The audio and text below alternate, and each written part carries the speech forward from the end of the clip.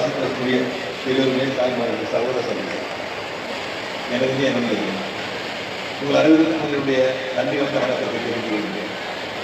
இந்த விழாவில் கலந்து கொள்வது விழாவுக்கு எல்லாம் மகிழ்ச்சியாக இருக்கும்.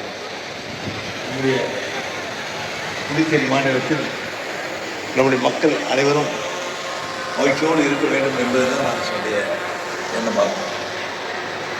அதனுடைய அடிப்படையில் இந்த விழாவினை பார்க்கும் பொழுது உண்மையிலே எங்களுக்கு மிகுந்த மகிழ்ச்சியோடு கலந்துகொண்ட ஒரு விழா காரைக்கால் கார்னிவல் விழா.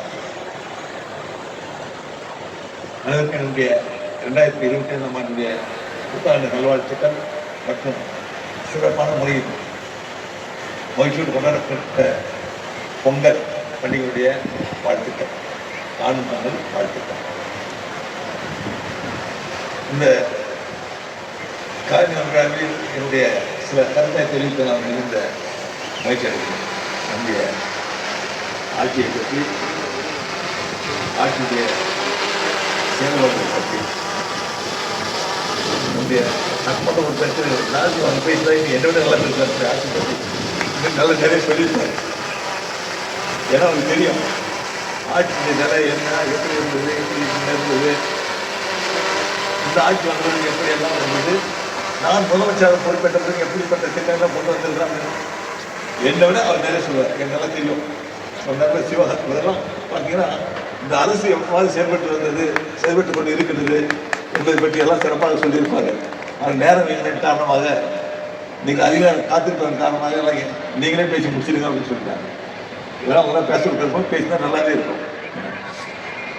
இந்த கலை விழாவிலே இந்த விழா தொடங்கிய பிறகு இசை நிகழ்ச்சி இருக்கின்றது, பட்டிமன்றம் இருக்கின்றது. அடுத்து நம்முடைய வேளாண் துறை மூலமாக காய்கறி மலர் கண்காட்சி தொடங்க இருக்கின்றது. இப்படி பல நிகழ்ச்சிகள் இருக்கின்றது. இது போன்ற நிகழ்ச்சிகள் இந்த விழா 4 நாட்கள் தொடர்ந்து நடைபெற இருக்கின்றது. இந்த விழாவை சிறப்பிக்க பல நிகழ்ச்சிகளை இங்கே நடத்த இருக்கின்றது. நிர்வாகத்தினுடைய மனமார்ந்த பாராட்டுகளை நான் தெரிவித்து வருகிறேன். நான் அடிக்கடி சொல்லுவேன், எங்களுடைய அரசு சொன்னதை செய்கின்ற அரசு அப்படின்னு சொல்லுவாங்க. இது வரைக்கும் சொன்னதை யாராவது செய்திருக்கோமா நீங்கள் பார்த்தீங்கன்னா நல்லா தெரியும். ஏதாவது விட்டுருக்கோமா, நீங்கள் சொன்னீங்க இதை செய்யலை விட்டுட்டீங்க அப்படின்னு சட்டமன்ற உறுப்பினர் சொன்னால் கேட்டால் அதனை உடனே கருத்தில் எடுத்துக்கொண்டு செய்கின்ற ஒரு அரசு தான் எங்களுடைய அரசு. அதில் எந்த மாறுபட்ட கருத்து இருக்க வாய்ப்பில்லை. குறிப்பாக சொன்னீங்கன்னா, நான் பாராளுமன்ற தேர்தலில் வாக்குகள் சேகரிக்க வரும்பொழுது மக்கள் எல்லாம் கேட்டது, நீங்கள் போட்ட இலவச அரிசியை மறுபடியும் கொடுத்தீங்களா? எனக்கு ஒரே கேள்விக்குறி. இலவச அரிசி கொடுப்பது அவ்வளோ பெரிய சிரமம் தான். நான் சாதாரண கொடுத்ததை முன்னாடி ஏன் கொடுக்க முடியல? கடந்த ஆட்சியில் ஏற்பட்ட தொடர்பை அவர்கள் சரியாக கொடுக்க முடியல, அது தொடர்ந்து செயல்படுத்த முடியல. மத்திய அரசு நான் கேட்ட பொழுது இலவச அரிசிக்கு பதிலாக நீங்கள் அதுக்குரிய பணத்தை வங்கியில் செலுத்திடலாம், நேரடியாக செலுத்திடலாம் என்று சொன்னாங்க. அதே மாதிரி இலவச அரிசிக்கான பணம் செலுத்தப்பட்டது. இருந்தாலும் அது நம்முடைய மக்களுக்கு அது ஒரு திருப்தியை ஏற்படுத்தவில்லை. நீங்கள் என்ன காசு போட்டாலும் நீங்கள் சரியா இல்லை. நீங்கள் எப்பொழுதும் கொடுக்குற இலவச அரிசி கொடுங்க, நீங்கள் அது நல்லாவே இருக்கும். உங்களுடைய பெயரும் நிலைத்திருக்கும். எப்பொழுதும் ரங்கசாமி அரசு அப்படின்னு சொல்லுவாங்க, அவங்க சொல்லியிருக்காங்க. அதே மாதிரி நீங்கள் இலவச அரிசி கொடுங்க அப்படின்னு சொன்னாங்க. சில கேட்டால் கொடுக்க முடியுமா அப்படின்னாங்க. நான் சொன்னேன், இந்த தேர்தல் முடிந்த பிறகு இலவச அரிசி கண்டிப்பாக நியாய விலை கடைகள் மூலமாக கொடுக்கப்படும், நியாய விலை கடைகள் திறக்கப்படும் ஒரு வாக்குறுதி கொடுத்தேன். எல்லோருக்கும் ஒரு சந்தேகம், எவ்வளோ செய்ய முடியும், இந்த அரசு செய்ய முடியாது அப்படின்னு மத்திய அரசு சொன்னாங்க அப்படின்னு சொன்னாங்க. இப்போ எப்படி செய்ய முடியும் அப்படின்னாங்க. இந்த அரசு நான் சொன்னது மாதிரி பாராளுமன்ற தேர்தல் முடிந்த பிறகு மத்திய அரசோடு பேசி இலவச அரிசி மக்களுக்கு நிச்சயமாக கொடுக்க வேண்டும், அரிசியாக மக்கள் கேட்கின்றார்கள், அவங்க விரும்புகின்றார்கள் அப்படின்னு சொல்லி அதுக்கு அனுமதியை பெற்று இப்பொழுது இலவச அரிசி மஞ்சள் அட்டைதாரர்களுக்கு 10 கிலோ, சிவப்பு அட்டைதாரர்களுக்கு 20 கிலோ இலவச அரிசி வழங்குகின்ற, அதாவது நியாய விலை கடைகள் மூலமாக வழங்குகின்ற பணிகள் தொடங்கப்பட்டிருக்கின்றது. யானம் புதுச்சேரியில் வழங்கப்பட்டது. இப்பொழுது காரைக்காலில் கொடுக்க இருக்கின்றோம். நியாய விலை கடைகள் எப்பொழுதும் திறந்திருக்கும். நியாய விலை கடையில் பணியாற்றுகின்ற ஊழியர்களுக்கு பணி உத்தரவாதமும் அளிக்கப்படும். அவர்களுக்குரிய சம்பளமும் கொடுக்கப்படும். சில கூடுதலாக பொருட்களை மானிய விலையில் கொடுக்கலாம் என்ற ஒரு எண்ணமும் அரசுக்கு இருந்து கொண்டிருக்கின்றது. இது ஒரு சின்ன உதாரணம். இந்த அரசு சொன்னதை செய்யும் என்பதற்கு ஒரு சின்ன ஒரு உதாரணம், ஒரு எடுத்துக்காட்டு. அதுபோல் தெரியும் உங்களுக்கு, இப்போ மழை புயல் பாதிப்பு புதுச்சேரியில் எப்பொழுதும் ஏற்பட்டது, இப்போயும் ஏற்பட்டது. எல்லாம் கேட்டாங்க, எப்படி வேற ஏதாவது இதுக்கு இந்த நிவாரணம் அளிக்க முடியுமா, உங்களால் நிதி இருக்குமா அப்படின்னு கேட்டாங்க. நான் சொன்ன மக்கள் பாதிக்கப்பட்டு இருக்கின்றார்கள் மழையால் அப்படின்னு எண்ணினால், மழையால் பாதிக்கப்பட்டு இருக்கின்றார்கள் என்று சொன்னால் நிச்சயமாக அதுக்குரிய நிவாரணம் உடனடியாக வழங்கப்படும் சொன்னோம். என்ன கொடுப்பீங்கன்னு கேட்டாங்க. உடனடியாக 5000 ரூபா வழங்கப்படும். எல்லா குடும்ப அட்டைதாரர்களும் வழங்கினான்னு கேட்டால் எல்லா குடும்ப அட்டைதாரர்களும் வழங்கப்படும். உடனடியாக அவர்களுக்கு வங்கியில் 5000 செலுத்தப்பட்டு விட்டது உடனடியாக. அதே மாதிரி விவசாய பெருமக்கள் பெரிதும் பாதிக்கப்பட்டிருக்காங்க, அவங்களுக்கு என்ன செய்வீங்கன்னு கேட்டாங்க. என்ன வேணும், கடந்த முறை நீங்கள் 20,000 கொடுத்தீங்க, இப்போ என்ன கொடுப்பீங்க, நம்ம சட்டமுறை கேட்டாங்க, இப்போ என்ன கொடுக்க முடியும் அப்படின்னு சொன்னாங்க. இப்போ 30,000 கொடுக்குறோம், ஹெக்டேர் ஒன்றுக்கு 30,000 கொடுக்குறோம். மத்திய அரசு என்ன அப்படின்றது எங்களுக்கு தெரியல, என்ன கொடுப்பாங்க, என்ன அதுக்கு விதி அப்படின்றது தெரியல. ஆனால் 30,000 உடனே வழங்கப்படும் சொன்னோம். இப்போ 30,000 ஹெக்டேருக்கு ஏலத்தில் கொடுத்துட்டோம். இப்போது நம்முடைய காரைக்காலில் இப்பொழுது விவசாயிகளுக்கு கொடுக்க இருக்கணும் உடனடியாக. இது மாதிரி ஒவ்வொன்றும் அறிவித்த ஒவ்வொன்றையும் செயல்படுத்துகின்ற ஒரு அரசாக நம்முடைய அரசு இருந்து கொண்டிருக்கின்றது. இதில் எந்த வித மாறுபட்ட கருத்தும் இருக்க முடியாது. இதே மாதிரி எத்தனையோ திட்டங்கள் செயல்படுத்தியிருக்கிறோம். விவசாயத்திற்காக நம்முடைய வேளாண் துறை அமைச்சர்கள் அதாவது அதிக அளவு என்னென்ன செய்ய முடியுமோ அதையெல்லாம் இப்பொழுது செய்து கொண்டிருக்கிறார்கள். உற்பத்தி மானியம் நேரத்தோடு வழங்கப்படுகின்றது, ஊக்கத்தொகை வழங்கப்படுகின்றது, இடுபொருட்கள் மானியம் வழங்கப்படுகின்றது. மத்திய அரசுடைய திட்டங்கள் எதுவாக இருந்தாலும் அதனை இப்பொழுது சிறப்பாக செயல்படுத்திக் கொண்டு வருகின்றோம். இதற்கெல்லாம் மேலாக படித்த இளைஞர்களுக்கு வேலை கொடுக்க முடியுமா? கொடுத்தாங்களா? இது முன் கொடுத்தாங்களா? முன்பிருந்தும் கொடுங்க. அடுத்த ஆட்சி மாறிவிட்டு ஆட்சி வந்து மாறி வந்தது, ஆட்சி கொடுக்க முடியவில்லை. இந்த அரசு பொறுப்பேற்ற பிறகு அரசு பணியிடங்களை காலியான பணியிடங்களை நிரப்புவதில் அதிக கவனம் செலுத்தும் அப்படின்னு சொன்னோம். இப்பொழுது அந்த பணியிடங்கள் எல்லாம் நிரப்பப்பட்டு வருகின்றது. இப்போ கடந்த 2 வாரங்களில் பொதுப்பணித்துறையில் பல ஆண்டுகளாக இளநிலை பொறியாளர் ஓவர்சீர் மேற்பார்வையாளர் இந்த பணியிடம் நிரப்பப்படாமலே இருந்தது. அப்போ எப்படி வேலை நல்லா இருக்க முடியாது? ஒரு மேற்பார்வையாளருக்கு அல்லது இளநிலை பொறியாளர் இல்லாமல் இருந்த தரம் பொதுப்பணித்துறையால் செய்யப்படுகின்ற பணிகள் எவ்வாறு தரமாக இருக்க முடியும்? அதனால் இந்த பணியிடங்களை எல்லாம் விரைவாக நிரப்ப வேண்டும் என்று முடிவெடுத்து சுமார் 186 பணியிடங்கள் 186 நினைக்கிறேன் 186 பணியிடங்கள் இளநிலை பொறியாளர் மற்றும் மேற்பார்வையாளர் பணியிடங்கள் நிரப்பப்பட்டது. காவல்துறையில் சுமார் 2000 பணியிடங்களை அரசு நிரப்பியிருக்கின்றது. இப்படி எல்டிசி, யூடிசி இது மாதிரி பணியிடங்கள், இப்போ அசிஸ்டன்ட் அந்த பணியிடங்கள் நிரப்பப்பட இருக்கின்றது. மின்துறையில் இளநிலை பொறியாளர் ஜெய் போஸ்ட் ஃபில்அப் பண்ணாமல் இருந்தாங்க, நிரப்பாமல் இருந்தாங்க. அதை நிரப்புவதற்குரிய 76 பணியிடம் நிரப்புவதற்கு நடவடிக்கை அரசு எடுத்து விரைவில் அதற்கான தேர்வு நடைபெற இருக்கின்றது. அதே போன்று அந்த கன்ஸ்ட்ரக்ஷன் ஹெல்ப்பர்னு சொல்லுவாங்க, மின்துறையில் கன்ஸ்ட்ரக்ஷன் ஹெல்ப்பர் உதவியாளர்னு சொல்லுவாங்க. அந்த 186 பணியிடங்களை இப்பொழுது அரசு நிரப்புவதற்குரிய நடவடிக்கையை எடுத்திருக்கிறது. ஒவ்வொரு துறையிலும் இப்போ கூட்டுறவுத்துறையில் நம்ம ஜூனியர் இன்ஸ்பெக்டர் சொன்னாங்க, அந்த பணியிடம் நிரப்பி இருக்கின்றது. அரசு மொத்தமாக சுமார் 3000 பணியிடங்களுக்கு மேல் நிரப்பி இருக்கின்றது இந்த ஆட்சியில்.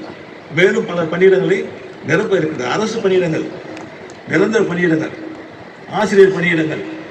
இப்போ பார்த்தோம், நீங்கள் எல்லாம் பெரிய குறை இருந்தது, ஆசிரியர் இல்லாமல் எப்படி நம்ம அரசு பள்ளியில் படிக்க வருவாங்க அப்படின்னு.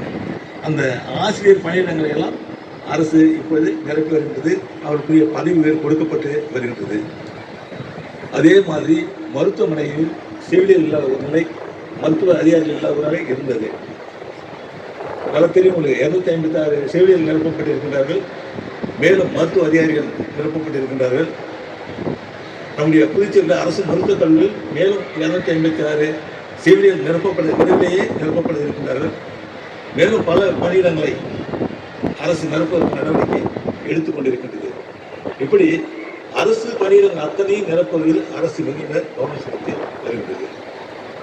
நம்முடைய எண்ணம் புதுச்சேரி மாநிலம் ஒரு ஒட்டுமொத்த வளர்ச்சி அடைய வேண்டும் என்பதுதான். ஒரு பெரிய வளர்ச்சியை காண வேண்டும் என்பதுதான், உள்கட்டமைப்பை மேம்படுத்த வேண்டும் என்பதுதான், நல்ல மின்சாரம், சீரான மின்சாரம் வழங்கப்பட வேண்டும் என்பது, நல்ல குடித நீர் வழங்கப்பட வேண்டும் என்பது, நல்ல உள்கட்டமைப்பை மேம்படுத்த வேண்டும் என்பது, இதற்கெல்லாம் அரசானது அதிக நிதியை ஒதுக்கி அத்தனையும் செய்து கொண்டு வருகின்றது. இப்பொழுது சுமார் 4500 கோடி ரூபாய்க்கு ஒரு திட்ட மதிப்பீடு செய்யப்பட்டு ஒட்டுமொத்த புதுச்சேரி வளர்ச்சி எவ்வாறு இருக்க வேண்டும் என்பதற்கு ஒரு திட்ட மதிப்பீடு செய்து அதில் மத்திய அரசிடம் 2000 கோடி ரூபாய்க்கு அனுமதியை பெற்றிருக்கின்றது. மேலும் 2500 கோடிக்கான அனுமதியை பெற இருக்கின்றது.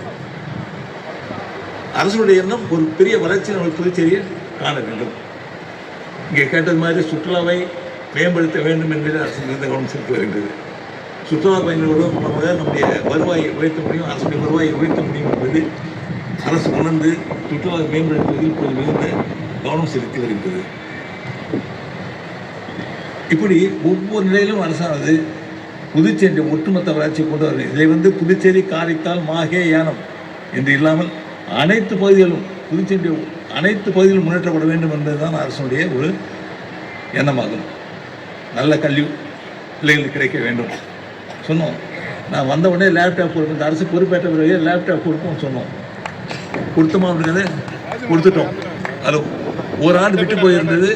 அதுக்கான அந்த மடிக்கணினிக்கான பணம் மாணவருடைய அந்த பழைய மாணவருடைய கணக்கில் வழங்கப்படும் சொல்லியிருக்கோம். அது இன்னும் ஓரிரு வாரத்திலே அந்த பணம் வழங்கப்படும் என்பதை அவருக்கு புரியாது. மடிக்கணினிக்கான பணம் வழங்கப்படும் என்பதை இப்போது நான் தெரிவித்துக் கொள்ள ஆசைப்பட்டேன். எனக்கு அதுக்கான கோப்புதெல்லாம் ஒப்புதல் அளிக்கப்பட்டு விட்டது. விரைவிலே அவருக்கு அவருடைய வங்கி கணக்கிலே அந்த பணம் செலுத்தப்படும் அவர்களுக்கு.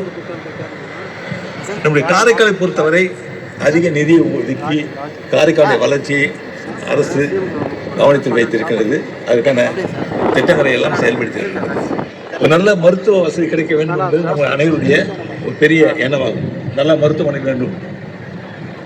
எனக்கும் அது மாறுபட்ட கருத்து என்பது எப்பொழுதுமே கிடையாது.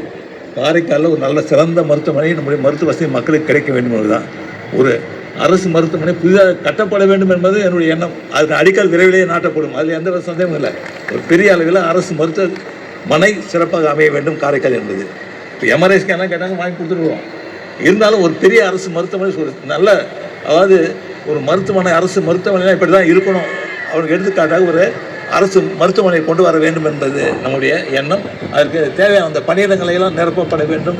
எல்லா மருத்துவ அதிகாரிகள், செவிலியர்கள், தொழில்நுட்ப அந்த உதவியாளர்கள் எல்லாம் நிரப்பப்பட வேண்டும் என்பது நம்முடைய எண்ணம்.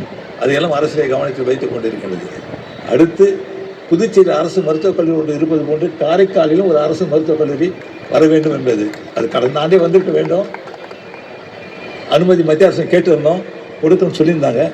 இந்த ஆண்டு அதுக்குரிய அனுமதி நிச்சயமாக கிடைக்கும் என்ற நம்பிக்கை எங்களுக்கு இருக்கின்றது. அரசு மருத்துவக் கல்லூரி ஒன்று காரைக்காலில் நிச்சயமாக அமைக்கப்படும். அதற்குரிய அடிக்கல் நாட்டு விழாவும் விரைவிலே நடத்தப்படும் என்பதை நான் உங்களுக்கு தெரிவித்துக் கொள்கிறேன். இது சட்டமன்ற ஒரு பெரிய கோரிக்கை, என்னுடைய எண்ணம் அதில் உண்டு. ஆனால் நிச்சயமாக ஒரு மருத்துவக் கல்லூரியை கொண்டு வருகிற நடவடிக்கை அரசு எடுத்திருக்கின்றது. இந்த அரசு பொறுப்பேற்ற பிறகு குறிப்பாக அரசு பள்ளியில் படிக்கின்ற மாணவர்களுக்கு 10% இடஒதுக்கீடு மருத்துவக் கல்லூரியில் கொடுக்கப்படும் அப்படின்னு சொன்னோம். அது இப்போ கொடுக்கப்பட்டு வருகிறது. அவருக்கு எந்த கட்டணமும் இல்லாமல் அந்த கல்லூரி படிக்கின்ற நிலை உருவாக்கப்பட்டிருக்கின்றது. என்னோடையும் சொல்லியிருக்கேன், ஹாஸ்டல் தங்கி படிக்கிற பிள்ளைங்களுக்கு அதுக்கு செலவையும் அரசை எடுத்துக்கொள்ளும் அப்படின்னு சொல்லியிருக்கேன். ஏன்னா அரசு பள்ளியில் படிக்கிற பிள்ளைங்கள்லாம் கண்டிப்பாக ஏழ்மையான பிள்ளைகளாகத்தான் இருப்பார்கள். அவங்க எந்த சிரமமும் இல்லாமல் மருத்துவ படிப்பினை படித்து முடிக்க வேண்டும் என்பது அரசுடைய எண்ணம். அவருடைய அடிப்படையில் அவருக்கு தேவையான அத்தனை உதவி அரசு செய்யும் என்பதை நேரத்தில் உங்களுக்கு தெரிவித்துக் கொள்கின்றேன். இவ்வாறு ஒவ்வொன்றாக ஒவ்வொரு துறையிலும் எல்லா துறைகளும் ஒரு பெரிய வளர்ச்சி காண வேண்டும். நான் கேட்டேன், நம்மளுடைய கடந்த ஆட்சியில் எப்படி இருந்தது, என்ன கடந்த ஆட்சியில் உள்ள இருந்தவர்களும் இப்போ நம்மளோட அமைச்சராக இருக்காங்க, எப்படி இருந்தது, அப்போ அந்த ஆட்சி எப்படி இருந்தது, இப்போ எப்படி இருந்தது, அந்த ஆட்சி எப்படி இருந்தது அவங்க சொல்லும்போது வேடிக்கையாக இருக்கும். ஒரு லட்சம் ரூபா கூட ஒதுக்க முடியாத நிலை எங்களுக்கு இருந்தது, ஒதுக்கி வாங்க முடியாத நிலை இருந்தது. இப்போ எத்தனை கோடிக்கணக்கான ரூபா ஒவ்வொரு தொகுதிக்கு எத்தனையோ கோடி செலவிடப்பட்டு வருகின்றது. நம்முடைய சட்டமன்ற உறுப்பினர்கள் வைக்கின்ற கோரிக்கைகளை எல்லாம் ஏற்று உள்கட்டமைப்பை மேம்படுத்துவதில் அரசாங்கம் மிகுந்த கவனம் செலுத்தி வருகிறது. தேவை நிதி ஒதுக்கி கொடுக்கப்பட்டு வருகின்றது. அதுக்கு தேவை நிதி அரசு குறிப்பாக உள்கட்டமைப்பை மேம்படுத்துவதில் அதிக நிதியை ஒதுக்கி கொடுத்து கொண்டிருக்கின்றது. அதனால் நம்முடைய எண்ணம், அரசுடைய எண்ணம் ஒரு பெரிய வளர்ச்சி புதுச்சேரி காண வேண்டும் என்பதுதான். சுற்றுலா நீங்கள் பார்த்தீங்கன்னா இன்றைக்கி உலக நிலையில் சுற்றுலா பயணிகள் வர விரும்புகின்ற ஒரு மாநிலம் புதுச்சேரி மாநிலம் என்ற ஒரு நிலை இருப்பதை நீங்கள் காணலாம். அப்போ மக்கள் விரும்பி வருகிற இடமாக புதுச்சேரி மாநிலம் திகழ்ந்து கொண்டிருக்கிறது. அதை மேலும் மண் சபாநாயகர்களுக்கும் மற்றும் சட்டமன்ற உறுப்பினர்கள் மனமார்ந்த நன்றியை கூறி, உங்களுடைய ஒத்துழைப்போடு நிச்சயமாக இந்த அரசு அத்தனை திட்டங்களையும் நிறைவேற்றும் என்பதை கூறி இந்த விழா சிறக்க என்னுடைய வாழ்த்தினை தெரிவித்து, எப்பொழுதும் நீங்கள் கொடுக்கின்ற இந்த ஒரு அதாவது உங்களுடைய மகிழ்ச்சியான வரவேற்பு என்பது எங்கள் அனைவரையும் உண்மையிலேயே மகிழ்ச்சி கடையில் ஆழ்த்துகின்றது என்று கூறி உங்கள் அனைவருக்கும் என்னுடைய மனமார்ந்த வாழ்த்தினை மீண்டும் கூறி இந்த விழா சிறக்க வாழ்த்து விடைபெறுகின்றேன். நன்றி, வணக்கம்.